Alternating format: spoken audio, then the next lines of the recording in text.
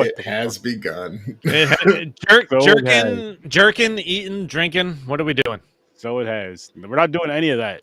What we're doing is we're discussing Bond, James Bond, the 25th movie. But this is the end, fellas. This is the end. Yeah. This is crazy. Like, all these damn movies in this franchise. And I had a good time with this franchise. I'm going to miss it, but I'm glad it's over. Just because, which we'll announce it later in the episode, but we have a new wheel coming tonight. We have the wheels coming back. So it's like... I forgot to ask what we're doing. It's it's one of those things where you see how excited we get when we have the wheels spun and all that stuff, which is fun. But I'll speak for myself when it comes to these franchises, just because this is the tail end of it. I do enjoy franchises, especially ones that I've never seen, just because it's like I know I'm never gonna watch them unless we're reviewing them on either Horror Search 30 for a horror type or Popcorn Pints for non-horror. A horror one I'm more likely to watch, but non-horror. More than likely, I'm not going to watch it. I'm going to be honest with you. More than likely, I'm not going to watch it. So it's cool to get that in, and then to get all the references, the cultural references within movies and music and everything else from these films, as well as when we did the Harry Potter films last year and Star Wars, Star Trek. Shit, when I did Godzilla over on the Scene Snobs, like all that stuff. It just feels it's so awesome to do it. To where it's like I am excited this is ending. I'm going to say this too. I do have not like franchise fatigue to where like I'll never watch a franchise again. I do have franchise fatigue a little bit, but I'm also excited for our next franchise. How could you not after 25 fucking right? Yeah, but I mean like consecutively. But I'm still looking forward to the next franchise thing. So a break in between, of course, but I'm still looking forward to the next one. What's good? Yo, Wilkie. What's happening? Movies and music. Go check them out. But good to see you, man. Yeah, it's bittersweet in a sense. Like I'm excited for the wheel. I'm excited to talk about this movie. I'm excited this journey ended, but it's like I'm gonna miss it a little bit. We're in for a ride. Just look at James's face. He is high as fuck. I'm good. I don't know what you're talking about. He's climbing that ladder. But what does everybody else think though? Let's go around go around the table, go around the room and kind of look. Dude, I know you joined in later on, Chris, but still, I'm sure you've seen a lot of these films. Just in general, discussing franchises in general is like the basic. But go ahead, Chris. Puerto Rican, Chris. Caucasian. You were talking to me? Yeah, because you were just talking. I was just feeling like the way you set it up. It sounded like you were talking to Puerto Rican, Chris. That's kind of what I thought at first. Well, too. What I was What I did No. What I said, I was doing it as filling him in because you need to specify, Chris, by Caucasian or Puerto Rican. I did. That's how this works. I said Puerto Rican, Chris. You just joined us a few weeks ago. Boom, boom, boom, boom, boom, and now it's going back to you. Yeah. So you set it up to ask him the question, and then you asked a question and blamed it on me that I wasn't answering. Aaron's trying to start a race war. I know. It's exactly. Look, we're 3 minutes in, and we're talking race war. Oh, thank you. Those words never came out of my mouth. That was you. That was you two, the whites. But anyway. What do you feel about that though, Chris? Just like with the whole franchise. Pick a Chris. Caucasian Chris. Okay. You have to specify. Dude, this has been a journey, and I remember trying to take this journey once before. Like I got through the Connery movies, and I think I got into the Roger Moore movies. And this is the time when Netflix was sending out DVDs. Princess Rage. What's up? How's it going? Appreciate you popping in here. Thank you. Back when Netflix, like I put all of these on my queue when Netflix sent out DVDs. So I was tried this at one time before, and I couldn't make it through them all. And I don't remember why, but to finally get through all these and see all the story and be able to compare the James Bonds. This is how 25 years. Movies, 50 years. People have been born and died in this frame. Like there's, this is not something you get to sit down and watch consecutively back to back and really be able to rank James Bonds in these movies without them all being out there. And this has been it's been fucking fun to go back and see the old shit, see the new stuff, how far this franchise has come, the turns they've taken with every James Bond, being able to watch them just so close together as opposed to anywhere from the 2 to 5 years between some of these movies. Yeah. Where That where you likely forget like what was the last one. Like you could see the advancement of technology, you can see the advancement in the writing, the acting, the storytelling, and I really feel like we go out on top with this latest one. Nice. What about you, James?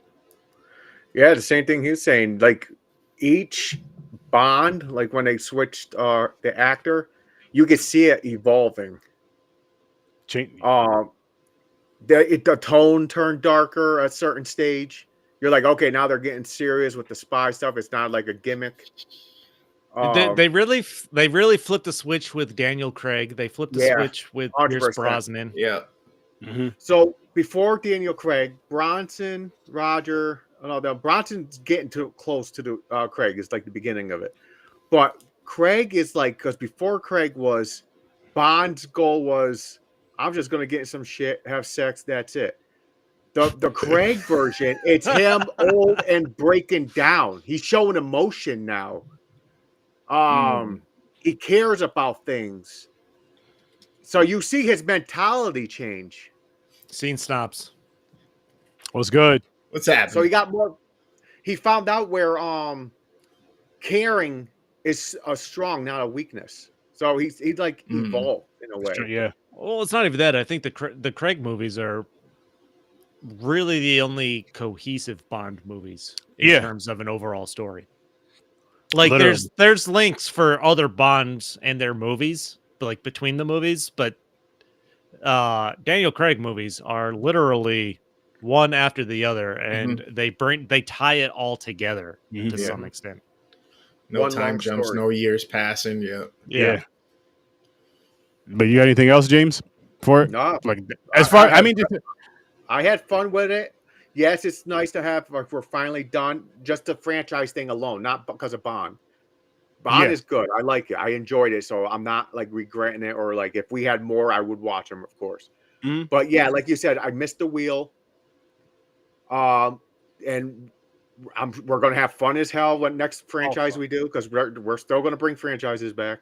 Oh, we actually. Oh, go ahead. Actually, go ahead. After Chris goes, I'll tell you guys something. I'm too drunk to know what's going on. But yeah, Bond fun. Glad there's a break for franchises, but I really enjoyed this franchise. I liked it more than the Star Wars and Star Trek franchise. Yeah, there's a reason you can't see James's hands at the moment. Ooh. Well, let's discuss that. Let's discuss that towards the end of the episode. Like what our favorite ones. Okay. That's a good discussion right there. I like that. Under Star Wars. But I enjoyed worst thing. What about better. Yeah. Let's table that conversation for the end. I'm gonna actually put that in our notes. But what about you, worst damn, as far as like just not just the Bond franchise, but just like franchises in general, just like discussing them as like a panel like this. Like I know you get, you know, because we did it with the Marvel shit. Yeah, no, it's a great time doing a journey like this. Obviously, we were in for the long haul. I didn't watch them all with you guys, obviously, but you guys went through all 25. But I grew up on the original ones, but they just hit different. I love how the times change and they come up with it, and it gives you a new feel, like James said, in the evolution of the character of Bond. Technology gets dope, the effects get dope, the action sequences just get better and better, and that's just a testament to why this character can live on so long, just because he can do such great things and they pull it off in these movies. Nice. True. And then as far as your feelings on just, I guess, moving on, you know, doing like a franchise, like how do you enjoy reviewing a full franchise and then moving on from it? Like, are you going to miss? I know you didn't, again, do you think you would miss doing a franchise in between the wheel thing, or is it I don't think that. The great thing about doing this, how often do you get a chance to just sit there and watch a franchise? Like people, like they come out over these are the kind of movies that come out over the course of your lifetime, anywhere from like 2 to however many years apart. You forget what's happened, how like we living in real time. How much has technology actually advanced? How much has like the screenwriting advanced? and everything like that. And this was literally watching the fucking 60s to 2020s Yeah. in a row every week. Just time evolve, movie making evolve, and it I think it opens your eyes. It brings you a new perspective on these movies about where they started, where they come from, the similarities, the differences. Yes, there's still a lot of, don't get me wrong, there's the character of James Bond was born in sexism. It still lives in sexism a little bit, but the storytelling and just the movie making around the spectacle, you can see when they take a change, because I feel like it was a real dramatic shift once Pierce Brosnan came on. I feel like that's where the biggest advancement in the movie making happened. Yep. Between GoldenEye, when Roger Moore ended and GoldenEye came out, that was the biggest fucking jump in this entire franchise for me. Agreed. I agree. Agreed. And say favorite Bonds for later as well. Say favorite Bonds for later as well.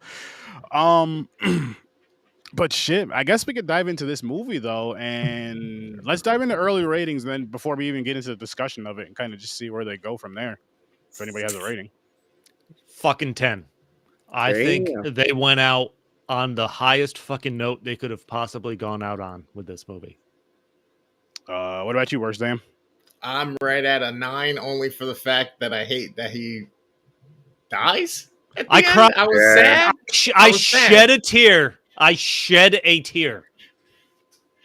Not me.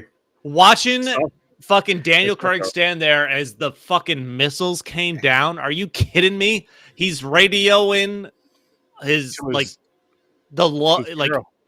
he's in love with, the mother of his child, saying goodbye.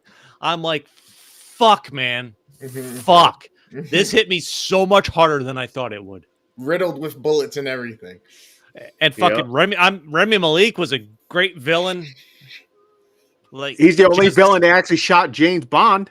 Yeah, I know.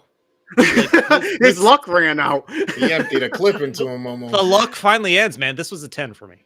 100%. Wow. This is awesome. What about you, James? I'm at an 8.5. And Mick, you watched it, so you're in the comments. Drop your rating too. I say 8.5 because the villain was a good character. I just wish they did more with it in a way. Like it was cool about the nanobot thing. He broke it on James Bond. Says, "How now you can't even be near your fucking girlfriend and your fucking daughter, or they die." So he knew he was done for anyways. He was probably dying from the gunshots and shit. He knew he was dying. And he was like, I'm just going to go out because there's no time I can get out of here. And I can't be near you guys anyways. So he just, ended it. It was a cool ending, though. Like, that is a way to go out if you're going to go out if you're James Bond. That is cool. That was just the way. Right? Yeah. You got fucking missiles at you to take Bond out. Yeah. That's the only thing that took him out. You got to blow up the island with the missiles just raining down on him. Come on, man. Yeah. And for me, I'm with you.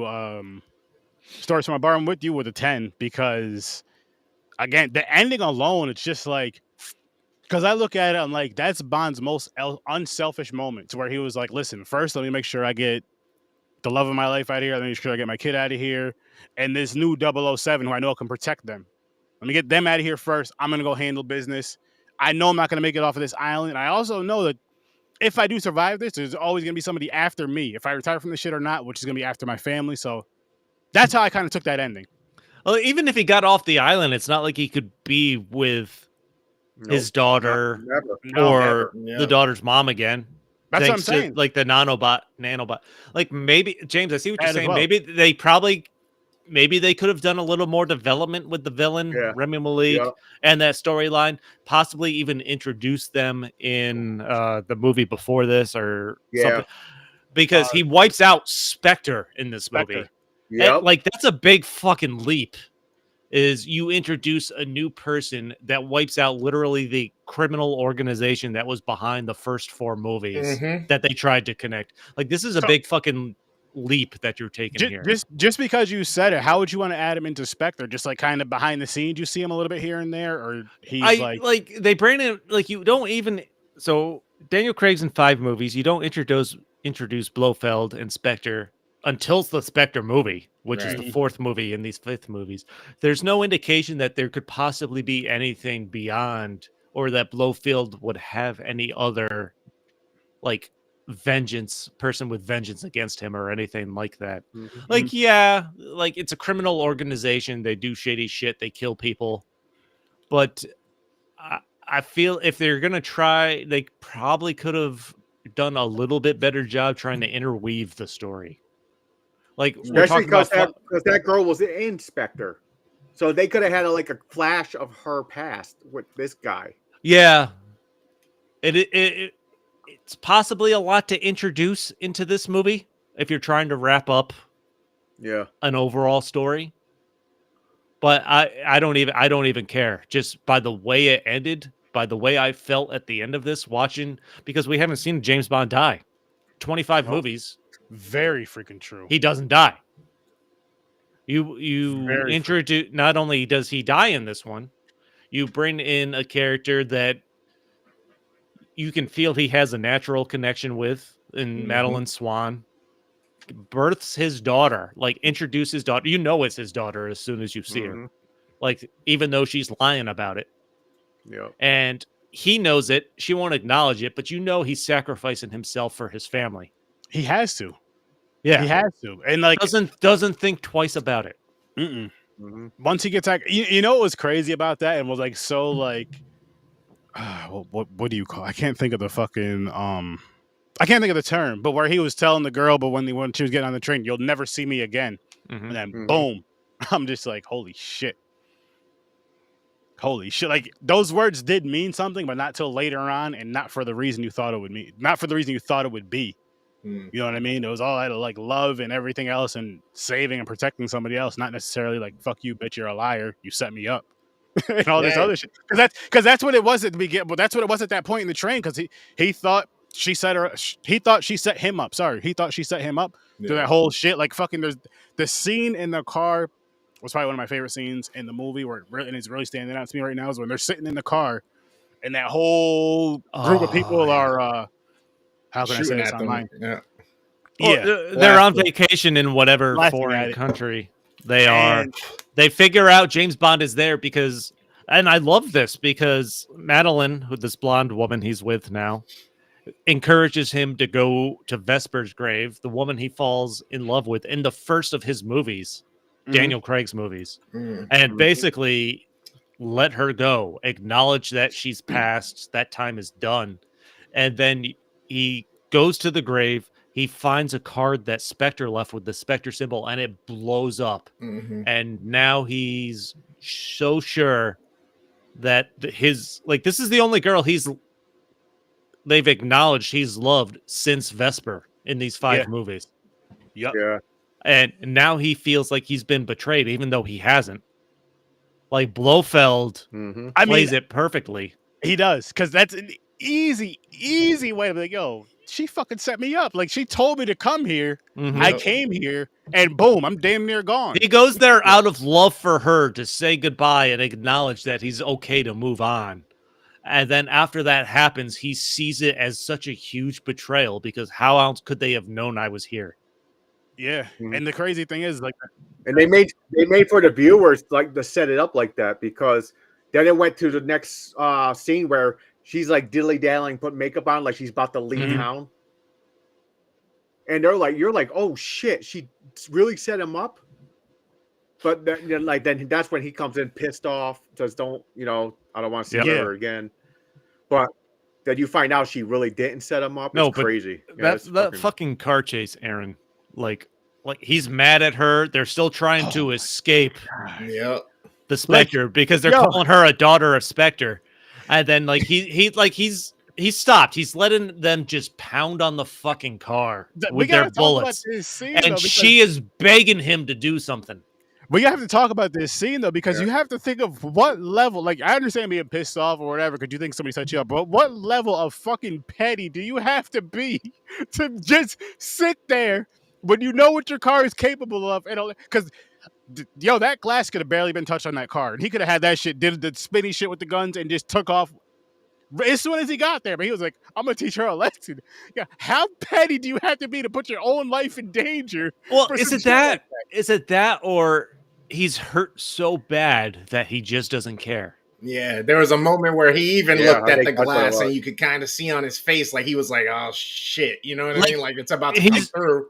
It could be like that too. he got slammed with Vesper when she double crossed him, and now he can't. He's in a situation where he can't believe it happened again. Yeah. That's the part I forgot. Where he That is the believes part I he, forgot. yeah, And that's why he took it even hard. That's why he took. All right, you know what? like Maybe I'll just- like this movie. This movie starts with him retired. He's not a 007 anymore. 007.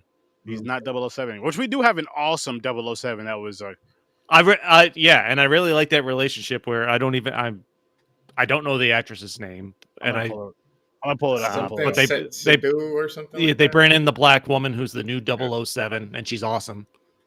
Yeah. That she's getting jealous. I thought she was going to turn on him because of the jealousy. There was a moment where I thought she was a double agent. Me too. Yeah. Everybody I was say gonna make a James point. Bond 007. Oh yeah, so MI6, right, and all of them, Yeah. their like catchphrase or slogan is always for their country. You know what I mean? So Yep. like it was fitting that this is basically his last mission, and this one was for his family. You know what I mean? It's finally something. And There's a it's- different cause to the mission for this one. Like his family's behind. Yeah, he has a family that he learns about, and he's doing it for them. But like, I feel like this is the biggest. Like you're talking about. I don't even know if you call it like a neurological weapon, something they can put basically in water supply, or something that they can wipe out millions. They can wipe out races. It's biological. Like biological, yeah, it's a biological weapon. This is, I think, the biggest thing Daniel Craig's James Bond has dealt with. He blows up this island. He's been infected with it, so he can't be with his baby mama and baby at the time. He's fine being blown up with the island, making sure he gets blown up. Which just came out when, in 2021? 2021. Yeah. That's, I don't know. That's a little too much of a coinky dink. I'm just saying. But too I want much of coinky dink. I gotta say, she was badass in this movie. She was bad fucking like I know we had the discussion of like, which I don't think I still wouldn't want it for a full movie, but as far as for like the part that she played in this movie as like a 007, a female lead, that I thought that was awesome for the part that she took over to be I'd the watch a 007. show with her. Listen. I don't know if you could replace the term 007 with an actual female, but I think it would be easy to bring in, not necessarily easy, but you could bring in a female agent that is on that level easily. I agree. And I think this movie proved it. I mean, there was others, but I feel like this movie really solidified it because there's a lot of times that she saved Bond's ass. Yeah. And there was the moment, like I mentioned, where I thought she was basically a double agent. Like Bond's, after Blofeld dies because of the nanobots, and it's on your skin, it's just in your bloodstream. Bond doesn't know it, and he accidentally kills Blofeld because he picks it up from Madeline Swan, who Remy Malik. I'm mixing actor and character names, and that's fine because I can't remember both. Remy Malik threatens Madeline Swan to kill Blofeld because he saved her as a child, which was fucking intense, by the way. The beginning of this movie where he goes in hunting because Madeline Swan is Mr. White's daughter. Mr. White killed Remy Malik's family, and they own this island. He goes in, kills Madeline Swan's drunk mother, who's on the couch, and comes back however many years later. He's like, and trying to establish that connection between somebody that saved a life and took a life. Like, it's fucking intense, man. Like, this is, I feel like, some of the best writing we've seen in the series by far as well. Yeah. And again, what I do love about these past few that we've watched is that like you said earlier, Chris, is that they're very cohesive. Like it's one after another after another after. It's not like one and then just another random mission, random story, random whatever.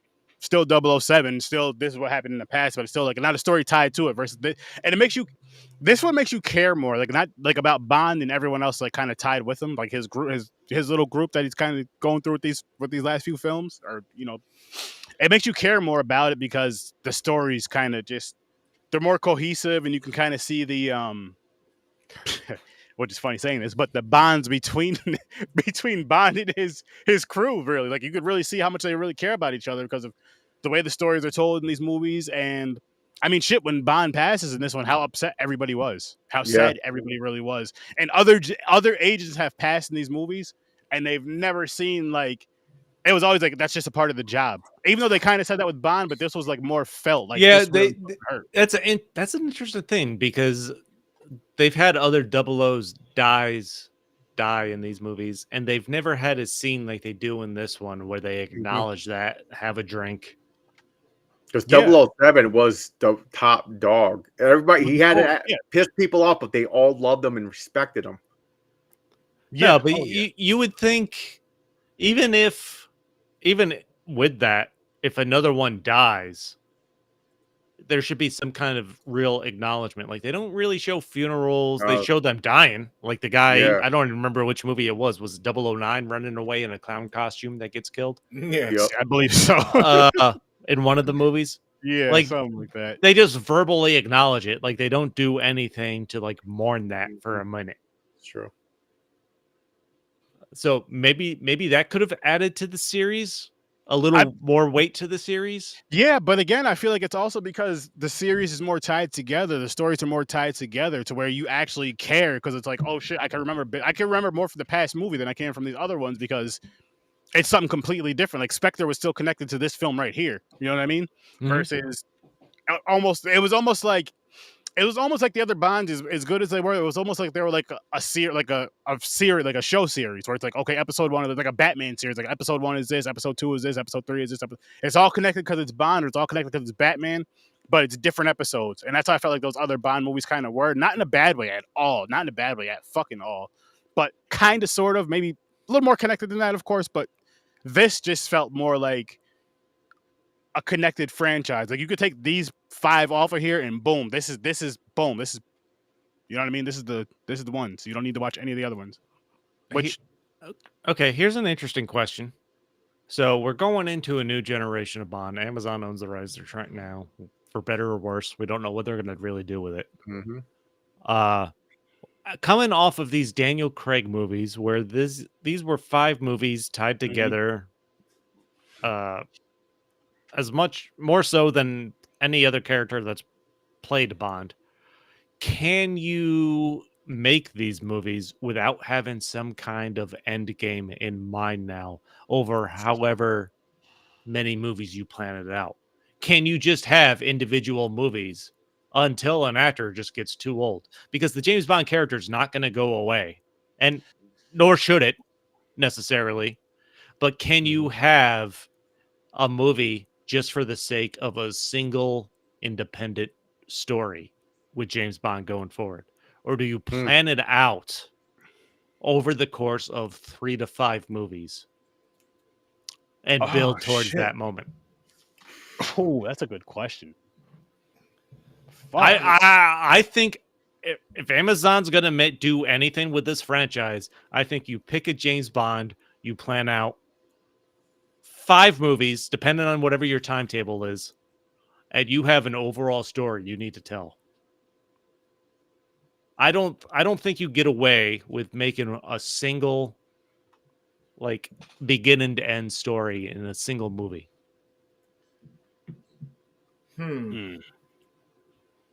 Shit, I think I'll prefer if they did a series. Movies. There will be series. Yeah. Whether we want them or not, they've already talked about that. But the series will be like side characters, like Moneypenny and stuff. Okay, like now, if they did a series of a side character, like say from this movie we just finished, the female 007, I would watch her, or at least someone up to that caliber of, you know what I mean? That would be cool. But as far as like, You're hiring a new James Bond. You know there's going to be multiple movies. You're not signing that contract for a single movie. There's gonna be. I feel like there's probably gonna be at least 5 movies, like you said. But then it's like, do you have multiple Bonds? Was that part of your question? So Or no? how do you plan? Do you have a scenario where you're planning for, where you're hiring a James Bond for 4 or 5 movies, but they're all separate stories, or do you have one cohesive story? I say a cohesive. I say a cohesive story. I say a cohesive. The way that this one went, I say a cohesive story, and on top of that, I maybe even say, if they can do it right to where it fits with the story, maybe let them do 6 or 7 movies. Like if you get somebody that's young, that looks young, and that way you can kind of have Bond aging.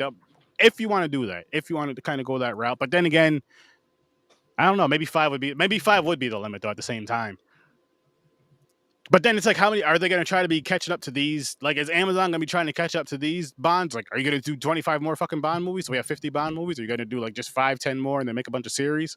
And then I guess another thing we have to ask too is, how many are there? It all depends on how well that first Bond movie does. Because if that just comes out and flops, that's the risk, man. Yeah, that's the risk. You got to make that decision before you start making that first movie. And the biggest thing they have to do, well, I mean, obviously besides the story, but they have to pick the right Bond. You have to pick the right Bond. Well, that's the first step. Please, please, please, please, Amazon, don't fuck it up and pick somebody American. Go with a British actor, please. Hold on. That is the one thing. That is the only thing I've seen them acknowledge about owning the rights is James Bond's going to be British. Good. And a British male. I think that's the only thing they've said.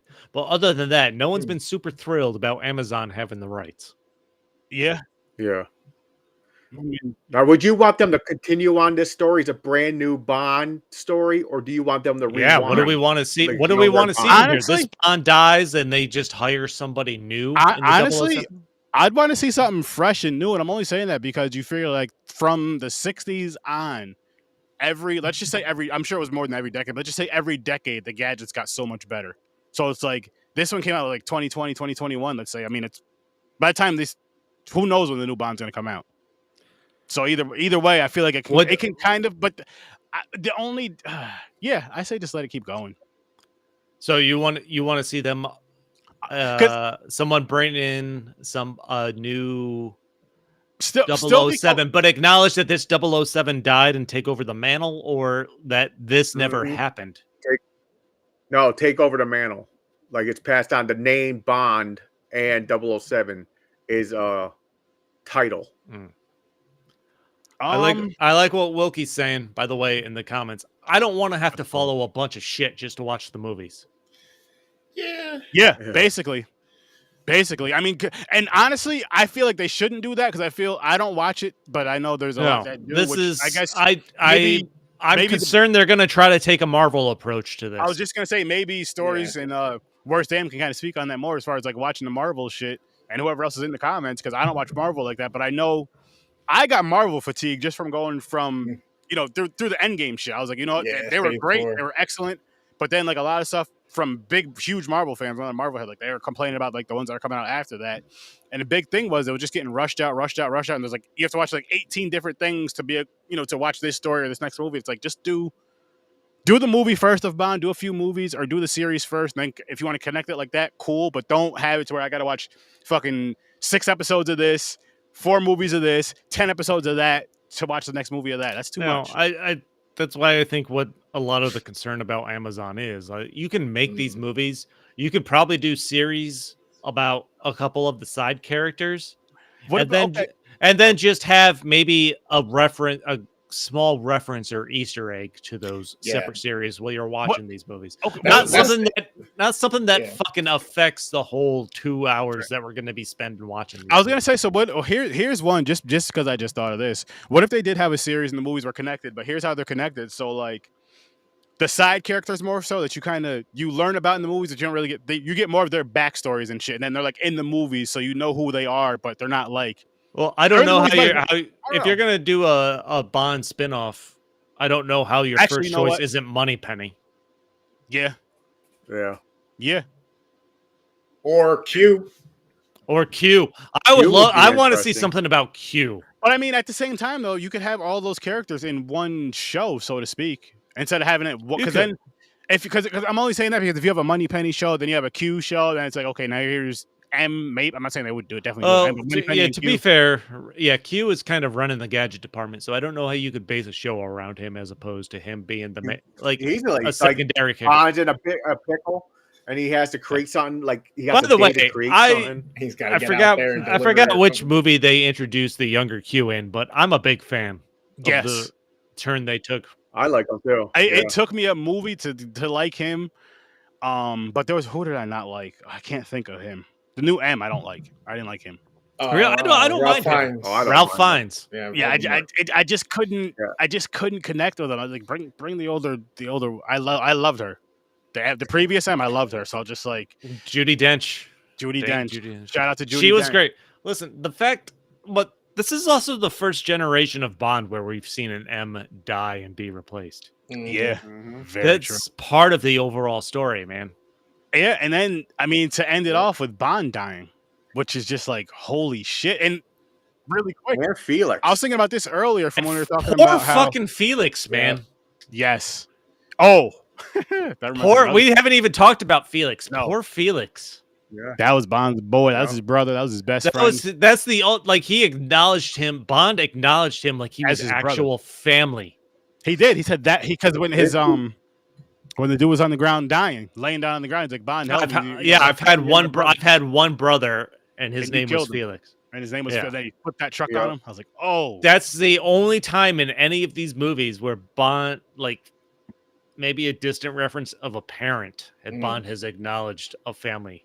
Yeah, I mean, and the funny part about it is, it's like when he's acknowledging a family and caring about others, he ends up dying in the end. Like not funny like that sense, but it's just like it's crazy because the last time he fell in love, the love of his life dies, and now it's like he's the one that's kind of, even though he's like sacrificing himself, he's still the one that kind of died instead of getting in a crazy ass situation. Well, still a crazy ass situation, but you know what I mean, like putting her in that and keeping her in that, even though she put herself in that. Actually, yeah, she threw herself in that cage. Never mind. Like I feel like so going through the series, it was fairly entertaining.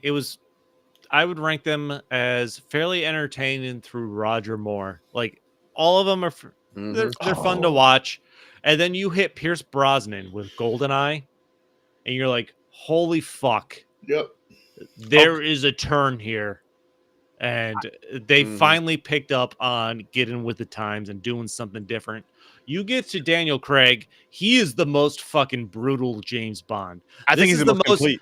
This is the most, I feel like this is the most complete Bond we see, the most personal, the most invested emotionally that we see a James Bond. I would almost say the most realistic in a sense of like, you're going to act different when someone that you care about, when something happens to someone that you care about. I don't care how professional you are. After a while, that's going to break you to where you're going to fucking snap and just, you know what? Fuck it. Because there was out of these 5 movies, there was a part where he was just revenge. Yeah. Revenge was his motive.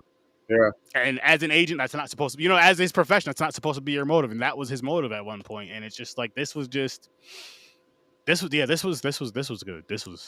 are the few moments where I'm like, early on in the Daniel Craig movies where like shit happens that he's involved in that's literally not his fault, but he's being blamed for it.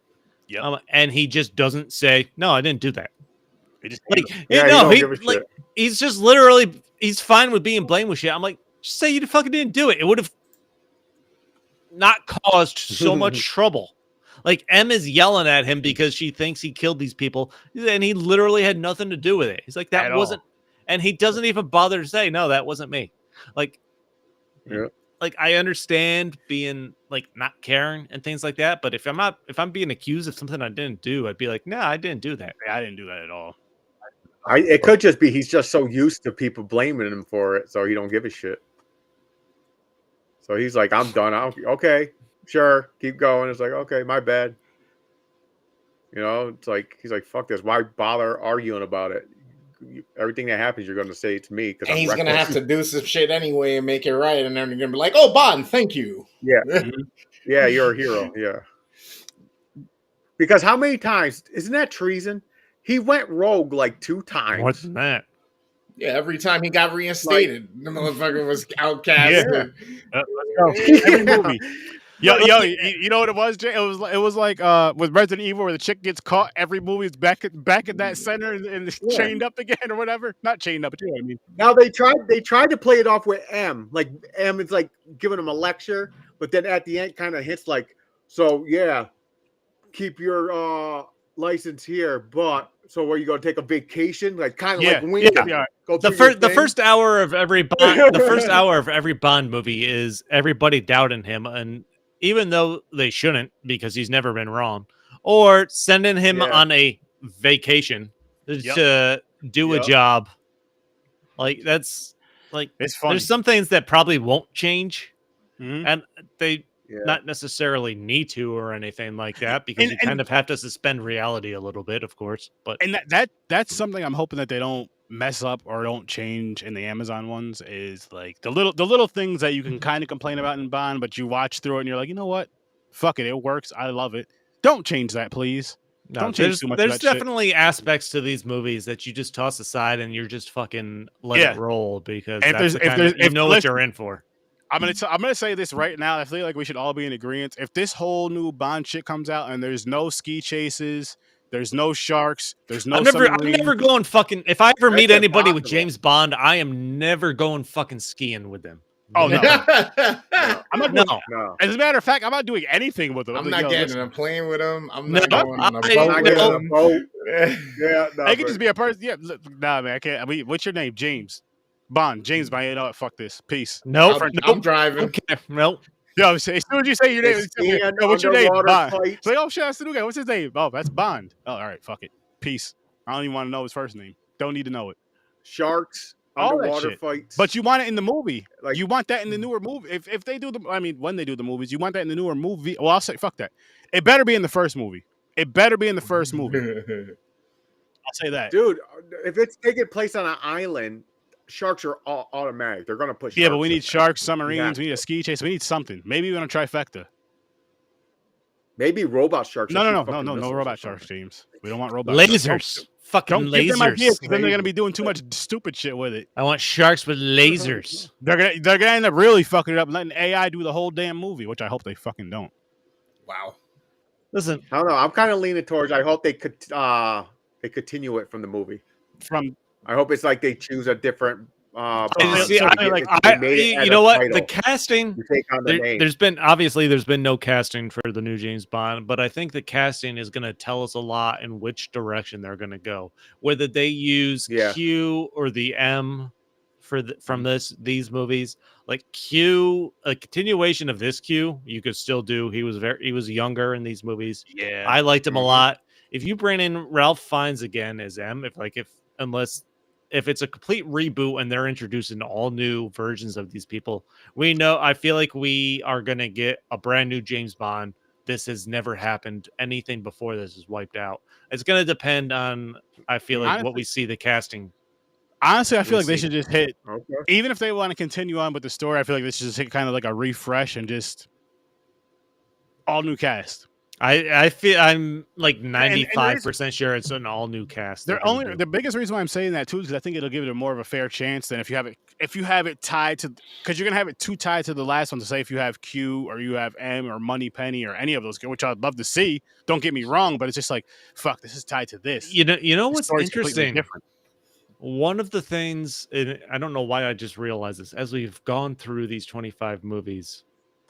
The casting of any other character than James Bond hasn't stood out to me as much as James Bond. Like, if they've needed to replace the actor for a character for whatever reason, I've been okay with it. Like, they've all been fine. Like, as long as they're serving their purpose. Like, I'd say the big, obviously, Moneypenny in the Daniel Craig movies is a former black woman agent that becomes the desk worker for M.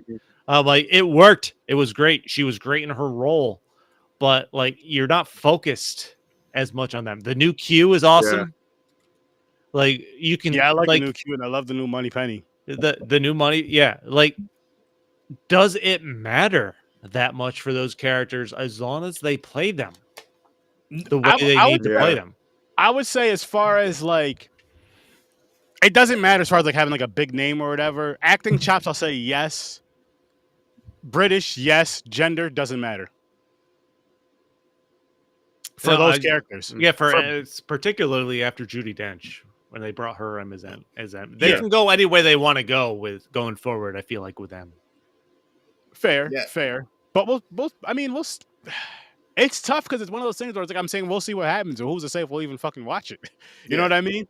They do a good job at You know keeping that. those characters simple enough, but they're still important enough. Because Yeah. honestly, like I don't feel like any of the Bond movies it would be Bond without that collective around him. You know what I mean? With those other interactions, whether he's in the middle of a mission and Q's telling him, "Bond, don't forget about da da da da," or whatever. You know what I No. mean? Or him That's- getting scolded by M at whatever for whatever reason. That's one thing they've done great in the series is like those characters are there and they've been reliable no matter who's played them so far. Right. For me, I agree. Like they've served their purpose for Bond, and Mhm. I've enjoyed all the actors they've brought in to play those characters. I don't know. Yeah, I agree. Like, it's a notch in your belt, but at the same time, it's not something that makes or breaks the series of movies. No, but if I got a question for you. Hang on 1 second, James, please. But I will say this: like, if they don't stand up to the act, because all those people did a great job playing those roles too. Like, it wasn't just like they had some slouches coming in there. Just so that I feel is important. That I feel like is super important that you have those characters because each character, each M, each Money Penny, each Q, they had like their own versions of that, which I love. That kind of went with that Bond. You know what I mean? We went with that Bond's character, that Bond's attitude for that act, whatever the case may be. And even for the ones that kind of varied over, they still kind of blended it well or kind of switched over well. And I feel like these last 5 movies really put an importance on those. Bond's, on Bond's team, more of an importance on Bond's team because I feel like they got more of a shine. So it's just a matter of finding the actors that work well with whatever Bond you're casting. Yeah. To me, I get what you're saying. Like, to me, it's like you can't.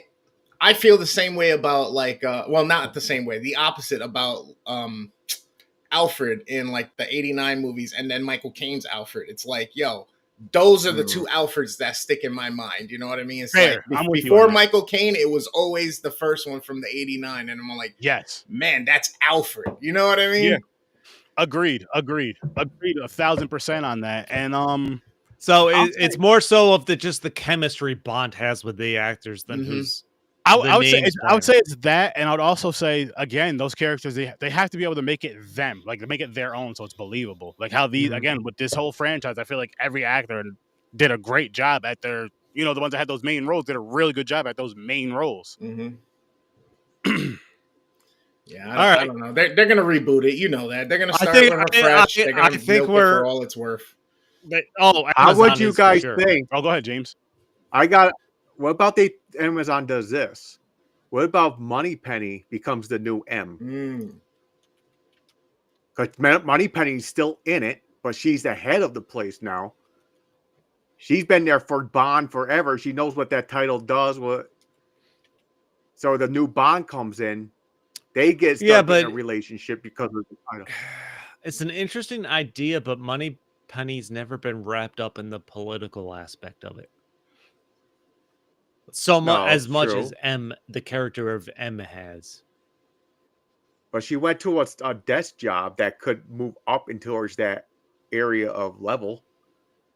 Like you start off here, so you know what's going on, take calls and everything. Then but she's still helping Bond to break the rules and stuff. Thank you. Yeah, 100%. That's why I think she'll be a good M. She'll be doing that shit too. Like, but it's not like M is. It's not like she's helping M. Or she's helping Bond as opposed to M trying to set, fucking fire Bond. Yeah.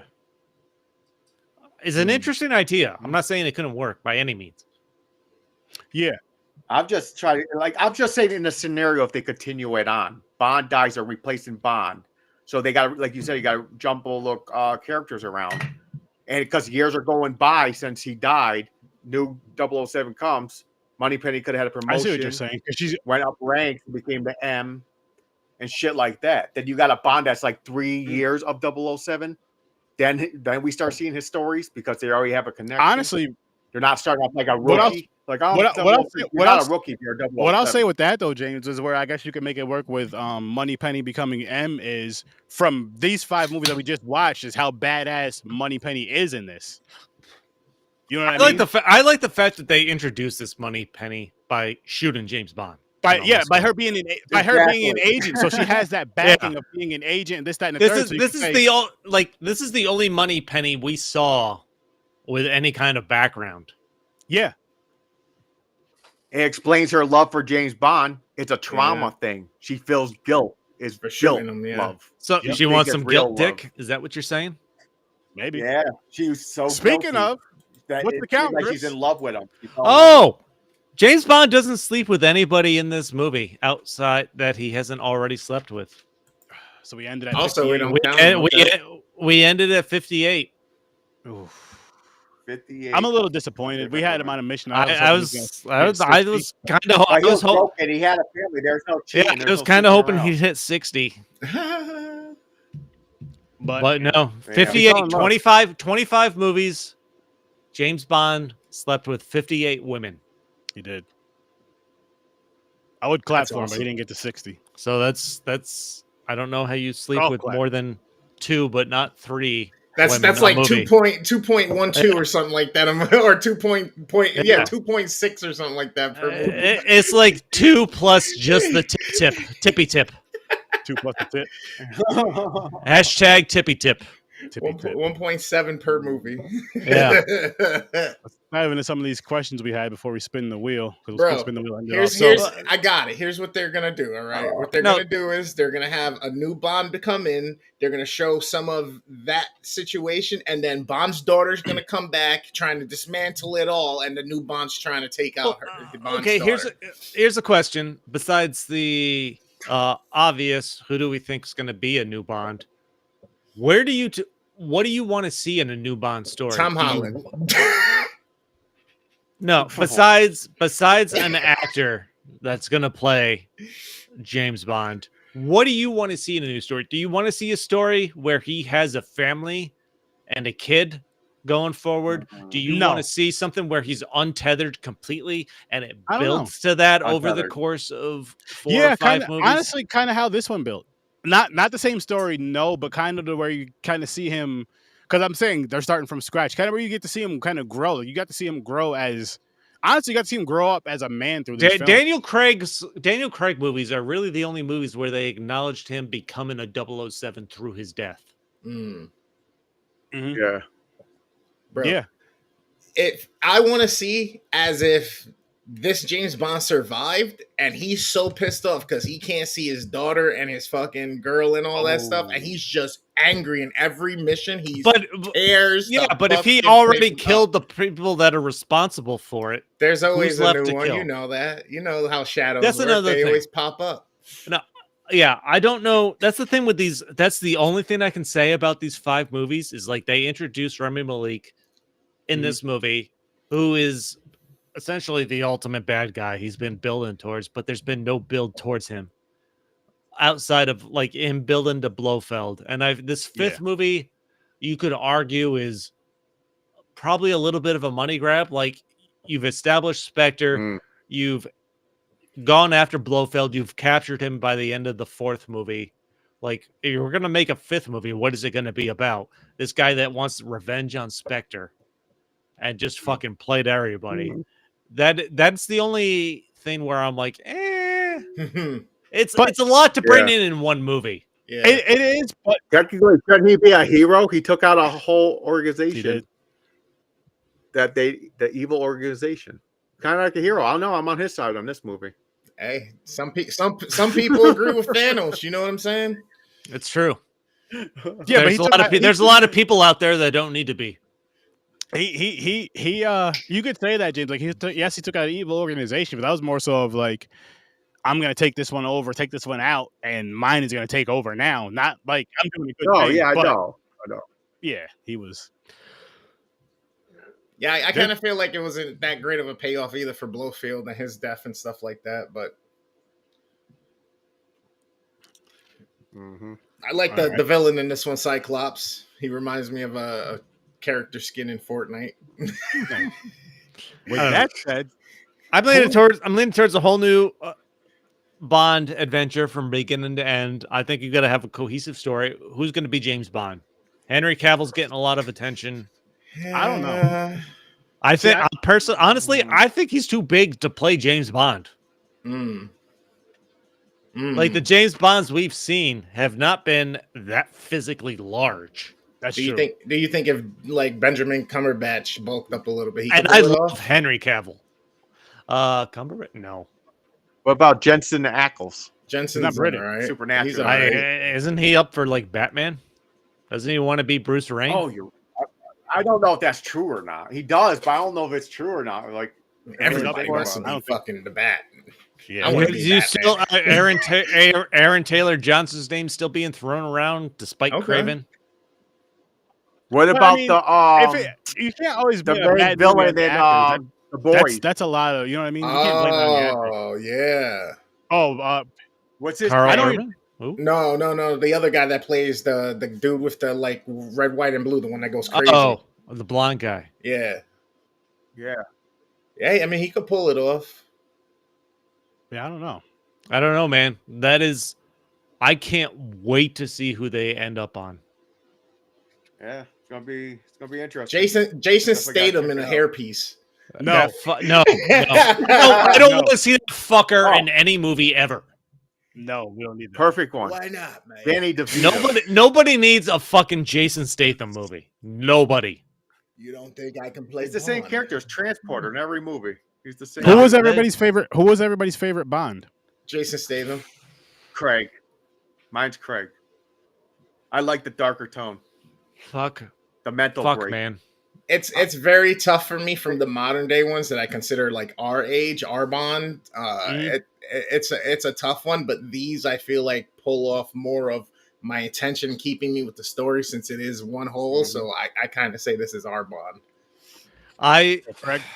Fuck. I don't know, man. Like I realized James Bond was a thing with the Pierce Brosnan days. Yeah. So those were the Bond movies from my childhood. But after going through this whole series, watching these Craig movies, obviously the Brosnan era and the Craig era is different. Fuck, man. I don't know. GoldenEye was just so good, though. I think that's ranked. That's what's hard GoldenEye is ranked as the best James Bond movie. I'm pretty sure. We'll get to that next. I don't know. I'm gonna have to go Craig. I'm trying not to balance out a single movie over an entire set of movies. Yeah. I'm just gonna. I actually made a freaking list for this, so I'll just read down my list from least favorite to favorite, which I'm sure you guys know who my least favorite is. I've been saying it through the whole. Lazenby? Who the fuck? Yes. Who the fuck cares? George Lazenby. Who the fuck cares? Lazenby. Timothy Dalton. Sean Connery. Roger Moore. This one here. I think this movie, these last two movies really sealed it for me. But Pierce Brosnan and Daniel Craig. Daniel Craig is my favorite, but Pierce Brosnan is a very, very close. That's probably my order too. Because like you said earlier, Stories from a Bar, where you were saying how like Pierce Brosnan's really changed the tone. I feel like Roger Moore's did a little bit, but Pierce Brosnan's. I mean, you can even say Dalton's did. But I think Pierce Brosnan's really took it to that next level of action. It was a different level.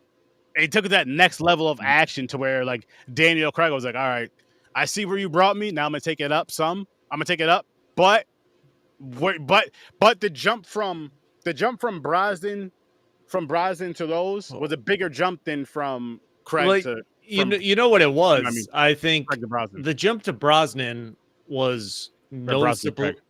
Brosnan was noticeable action-wise and just overall big budget-wise. The jump from Brosnan to Craig was noticed personally, like character development. Like holy fuck! Like he's so much more brutal and personal Like Yeah. Brosnan has the highest body count of any of the fucking does. James Bond movies. He does. Yeah, he does. Which, I mean, we might as well dive into this. Who was your favorite, or what was your favorite Bond movie? Mine was GoldenEye. GoldenEye. Mhm. Just because the action with that just, I mean, the fucking Pierce Brosnan is what introduced me to Bond. I've been over this with the Nintendo 64 game, and then you see the GoldenEye movie. The GoldenEye Has game, the James so Bond name made any more money off of GoldenEye than they have with any other movie? That's a great question. That's a really That's a good question. great question. Damn, man. I don't know. I might have to lean towards GoldenEye too. Yeah. I don't think there's any way they've made more money. GoldenEye has to be the most money-making name of the James Bond franchise. Could be, yeah. Yeah, it's tough for me. The second one in this, or what was it? Not Skyfall. Of course, Skyfall? Casino Royale. Yeah, Was it Casino Royale? Skyfall. That was the second one. I would rank Skyfall as second. It's close to me between Skyfall and Skyfall was dope too. GoldenEye, but again, this one is so far up there as well that it's almost like they're all tied for the same spot. If I have to choose right now, just because I just watched them, it's got to be Pierce right now, or not Pierce, Daniel Craig, And then another question Brosnan. Another question before we spin the wheel. Hold on. Go ahead. The highest grossing James Bond film. Anybody want to take a guess? I feel like it's gonna be one of the newer ones. It has to be just because of ticket prices. Over $1 billion. Skyfall. Any other guesses? I'm gonna assume this last one. Tomorrow Never Dies. Skyfall. Okay. I just had a feeling. Yeah. You know what made me think? Because the Adele song sticks out so much. Spectre and No Time to Die were the next ones, but that's also probably a because the fucking time, time matter of time. Yeah. Do they go off of how many tickets were actually sold for the box office? They just go off of ticket amount because at $22 a ticket these days versus that's $6 that's another you know thing. what I This mean? doesn't talk about inflation because GoldenEye's ranked number 8 at the list I'm looking at. That's crazy. This is literally almost in order of just the way they came out. Damn. All right, guys. With the exception of Moonraker at number 10. Moonraker. That was a fun one, man. Moonraker was such a fucking fun Bond. No, but this is clearly also a matter of the times. Mm-hmm. But to date, Skyfall is the highest grossing movie, which, by the way, had one of the best theme songs. Skyfall with Adele, and what's the one with fucking... Oh, I can't think of it. It's going to kill me now. Not the Beatles, but fucking... I couldn't tell you. The Monkeys? No, the guy from the Beatles. Paul Lennon? Paul McCartney. Paul McCartney. Oh yeah, I forgot what the song's called. That's the other best theme song. I'm sorry. Yeah. I'll get shit for that, but that's fine. Skyfall. What's everyone's favorite franchise that we reviewed so far?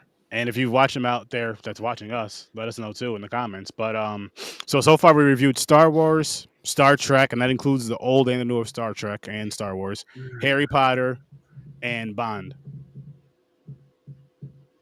I had fun watching y'all do the Star Trek and the Harry Potter, but the one that I was part of, what was the first one you said? Star Wars and Star Trek. It's definitely not Star Trek. Star Wars. Star Wars is your favorite overall? Yeah, so far.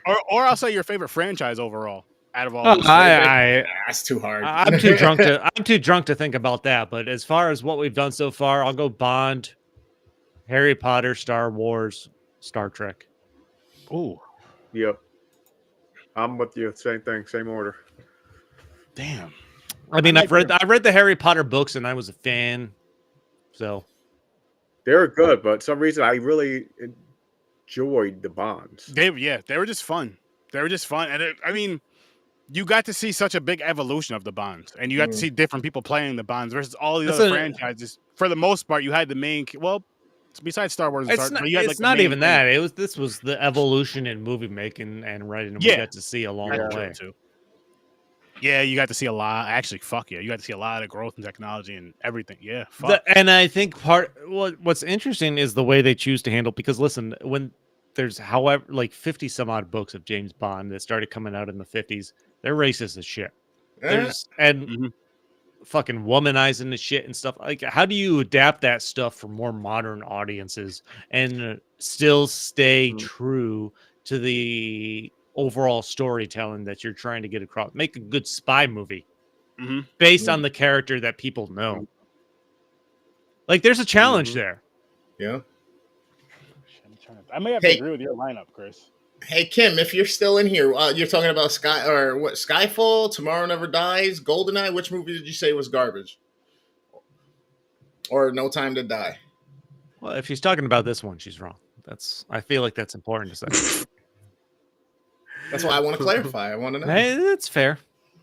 Time to spin that wheel while we're at it, though, gentlemen. Yeah, what are we doing? This franchise is over. What's next? Yeah. So we behind the scenes, we made a new wheel, a decades wheel that we started from the 30s all the way up to the 2020s. We each picked one movie per, and there's a lot of movies. Now we're gonna see what we're just gonna be discussing. So we're gonna pick two movies and hey, Madison, welcome in.